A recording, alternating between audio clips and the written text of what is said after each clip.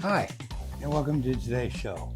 In today's show, we're going to be doing our arrow comparison before we do our paper tube. Stand by. We'll be back in 10.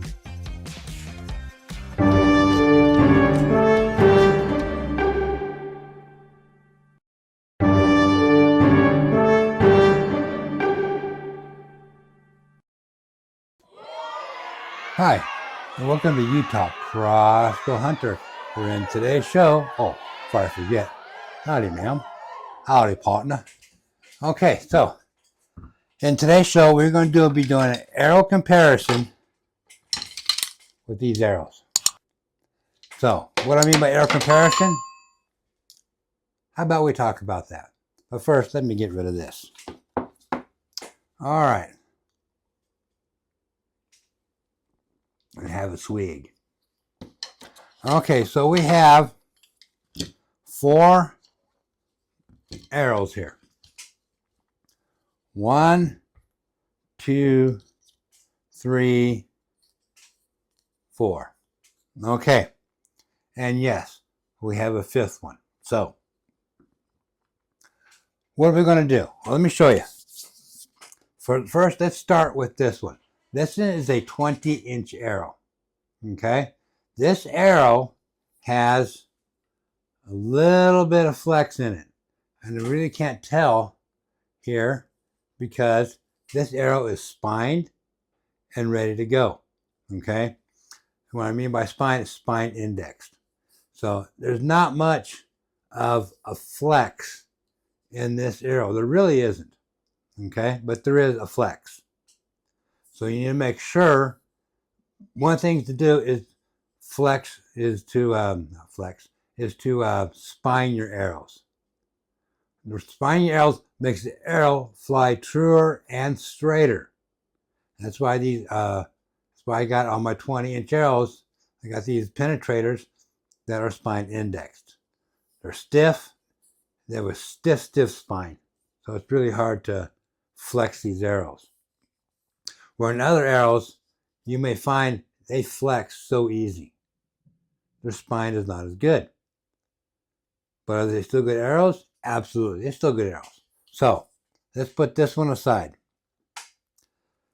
Now, as you can see, let me get this more centered here for me.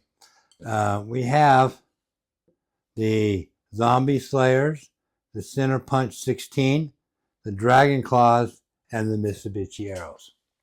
The 40T Mitsubishi arrows. Again, I hope I'm saying Mitsubishi right. So, all 3 of them or 4 of them are different. Okay? Now, we'll start here with the Zombie Slayer. Now, the Zombie Slayer, again, the thing about the Zombie Slayer is these arrows at 16 inches, these arrows are stiff. I can't bend them. As much as I try, I can't bend them. So are they spined? I don't know. I really don't know if these arrows are spine indexed. Okay? So, let's look at a difference here. All right?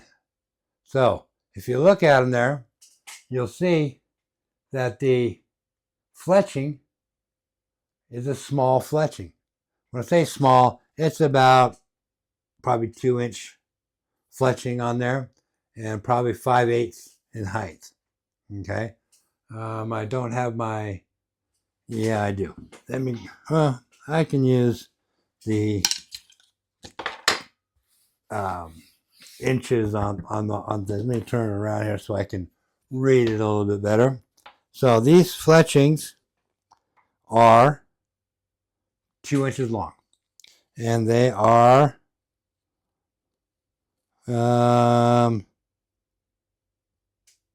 probably a 1/2 inch in height.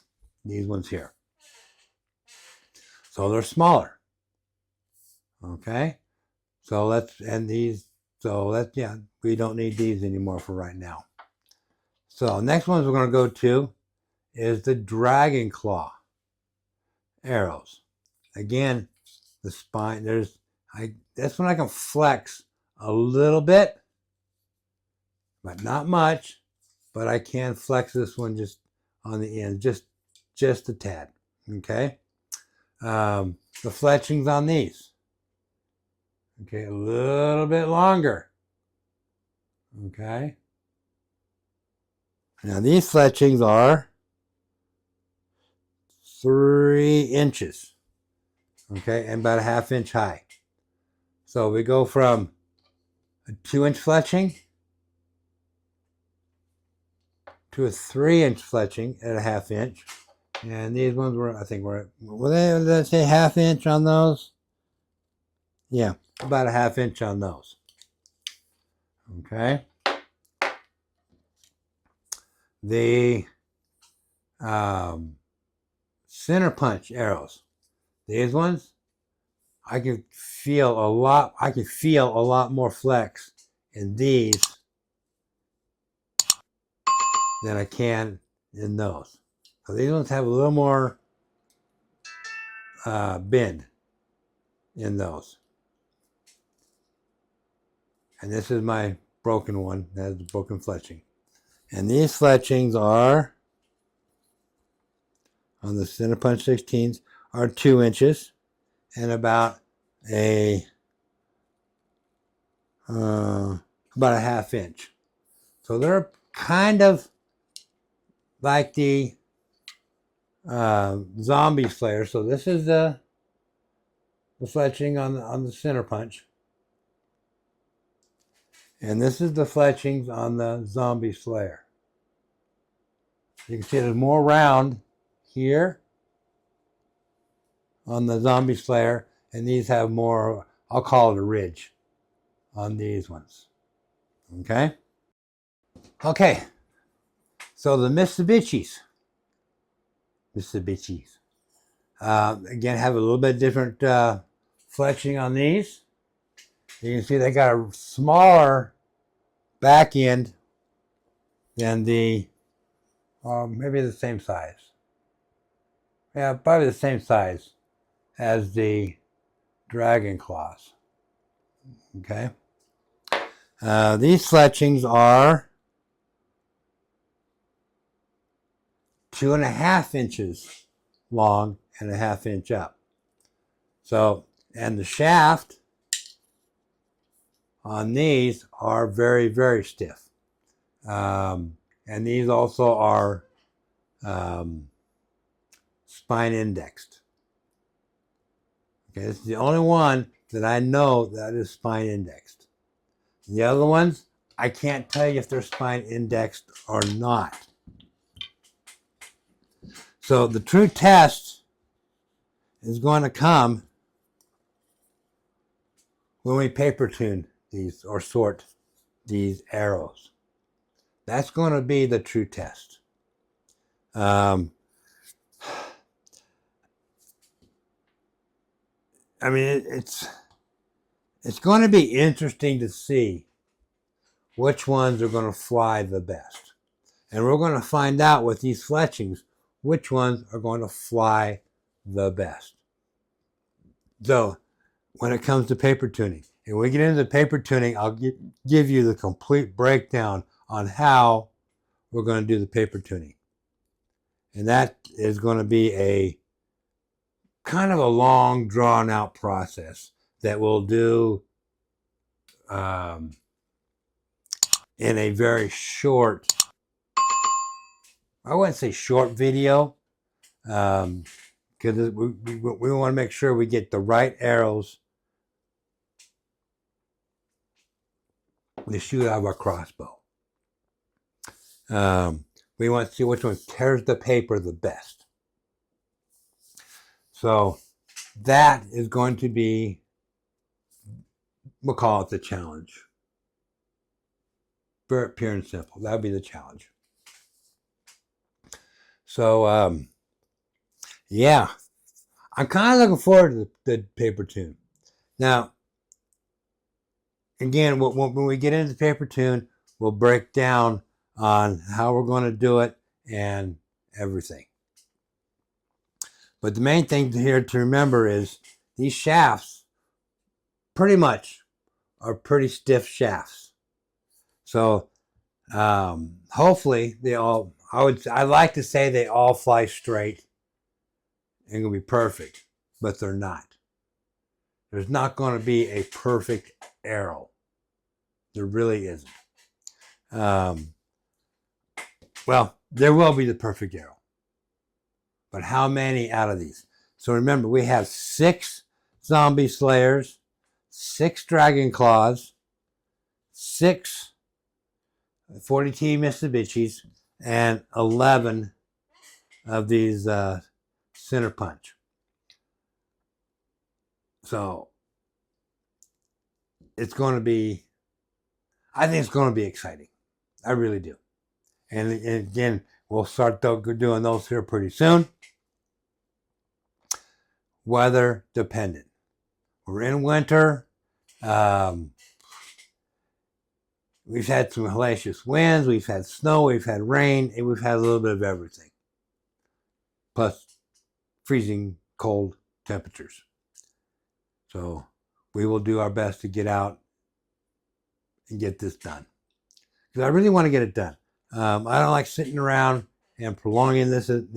But the same token, we want to give everything a fair shake. So we pick the best arrow to shoot out of our flatline 460. The best arrow, the best tip.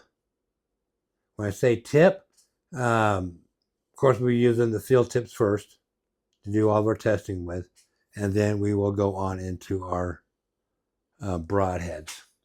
And I think weather dependent on when we talk about our broadheads. So, yeah, that's the way it's going to be. Everything is going to be weather dependent. Weather. Okay, so I know there wasn't much in this, but yeah. We'll see how the weather goes. We'll see how things go. So with that said, remember, 2,000 subscribers for my son. Come on, press that subscribe button. Press it. Get him something. Let's try and do it by Christmas. All right? Christmas, 2,000 subscribers for him. Let's do that. So hit that subscribe button. Tell your friends, tell your family, tell everybody to hit that subscribe button for him. Okay?